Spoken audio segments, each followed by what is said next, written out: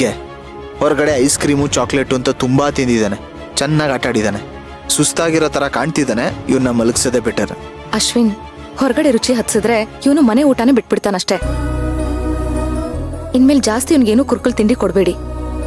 ಸರಿ ಕಂದ, ಬಾ ರೆಸ್ಟ್ ಮಾಡುವಂತೆ.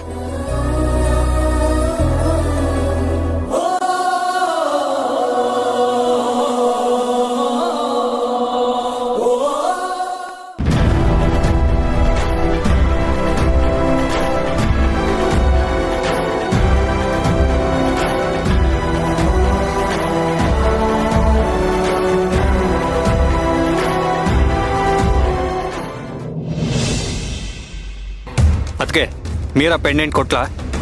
ಇಲ್ಲ ಭಾವ, ಅವಳು ರೂಮಿಂದಾನೇ ಆಚೆ ಬಂದಿಲ್ಲ.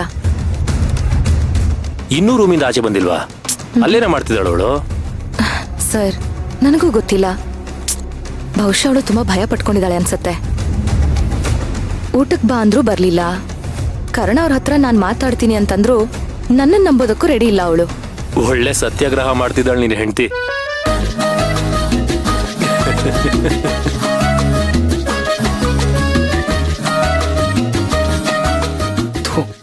ಯಾವ ಜನ್ಮದಲ್ಲಿ ಏನ್ ಪಾಪ ಮಾಡಿದ್ನೋ ಏನೋ, ಏಳಿಗೆ ತಾಳಿ ಕಟ್ಟೋ ತರ ಆಯ್ತು. ಅಲ್ಲ ಭಾವ, ಅವಳು ಏನ್ ಮಹಾ ತಪ್ಪು ಮಾಡಿದಾಳೆ ಅಂತ ಈ ತರ ಹಿಂಸೆ ಕೊಡ್ತಾ ಇದ್ದೀರಾ ಅವಳಿಗೆ? ನಮ್ಮಮ್ಮ ನನಗ್ ಪ್ರೀತಿಯಿಂದ ಕೊಟ್ಟಿದ್ ಪೆಂಡೆಂಟ್ ಅದು, ಅದನ್ ಕದ್ದಿದ್ದಾಳೆ. ಅದು ನಿಮ್ಗೆ ಚಿಕ್ಕ ತಪ್ಪ ಅದಕ್ಕೆ? ಭಾವ, ಅದೇನೇ ಇರಬಹುದು.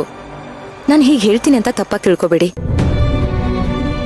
ನಮ್ಮನ್ನ ಬಿಟ್ಟು ಹೋಗಿರೋರು ಪ್ರೀತಿ ನೆನಪುಗಳು ನಮ್ಗಷ್ಟೇ ಮುಖ್ಯ, ಇಲ್ಲ ಅಂತ ನಾನು ಹೇಳ್ತಿಲ್ಲ.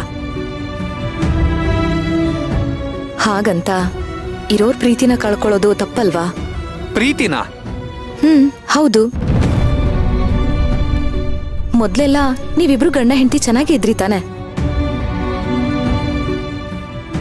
ಇದೊಂದು ಸಣ್ಣ ವಿಚಾರಕ್ಕೆ ನೀವ್ ಈ ತರ ಜಗಳ ಆಡ್ಕೊಳ್ಳೋದು ನನ್ಗೆ ಯಾಕೋ ಸ್ವಲ್ಪನೂ ಸರಿ ಕಾಣಿಸ್ತಾ ಇಲ್ಲಪ್ಪ.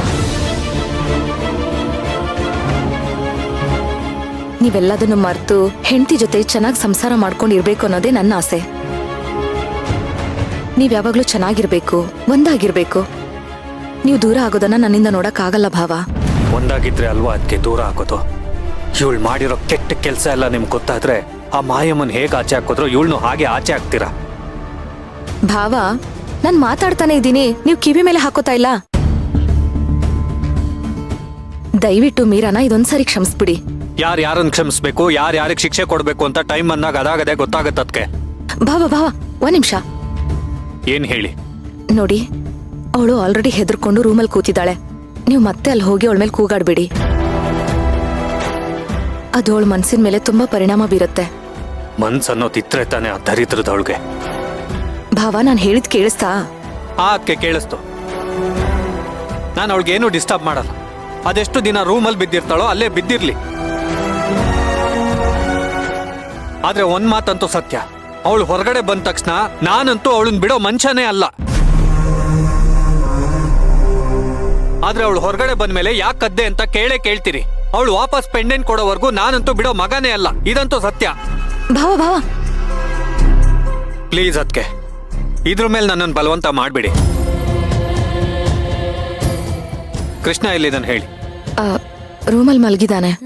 ಸರಿ, ಹಾಗಿದ್ರೆ ನಾನು ಅವನಿಗೆ ಡಿಸ್ಟರ್ಬ್ ಮಾಡಲ್ಲ. ಒಂದ್ಸಾರಿ ಅವನನ್ನು ನೋಡ್ಕೊಂಡು ನಾನು ಹೋಗಿ ಮಲ್ಕೊಳ್ತೇನೆ.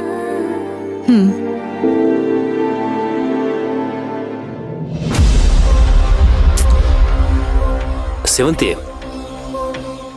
ನನ್ಗ್ಯಾಕೋ ಇವರಿಬ್ಬರ ಮಧ್ಯೆ ಏನೋ ನಡೀತಾ ಇದೆ ಅಂತ ಅನಿಸ್ತಾ ಇದೆ. ಏನ್ ನಡೀತಿದೆ? ಅದೇ ಕಣೆ, ನಮ್ಗೆ ಯಾರಿಗೂ ಗೊತ್ತಿಲ್ದಿರೋದು ಇಲ್ಲಿ ಸೀಕ್ರೆಟ್ ಆಗಿ ಏನೋ ನಡೀತಾ ಇದೆ. ಅದೇನು ಅಂತ ಕಂಡು ಹಿಡಿಬೇಕಲ್ವಾ? ಶುರು ಮಾಡಿದ್ರ ನಿಮ್ ಲಾಯರ್ ಬುದ್ಧಿ ತೋರ್ಸೋದಕ್ಕೆ? ಸರಿ ಆಯ್ತು ಬಿಡಮ್ಮ, ಈ ಲಾಯರ್ ಬುದ್ಧಿ ಎಲ್ಲ ಬಿಟ್ಟು ಈಗ ಸೇವಂತಿ ಗಂಡನ ಬುದ್ಧಿ ತೋರಿಸ್ತೀನಿ.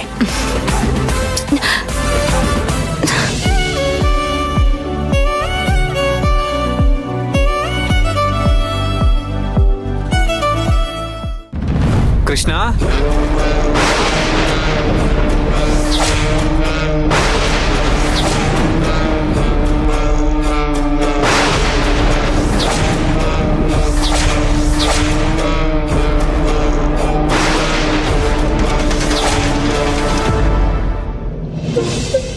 ನಿಮ್ಮನ್ನ ಥು,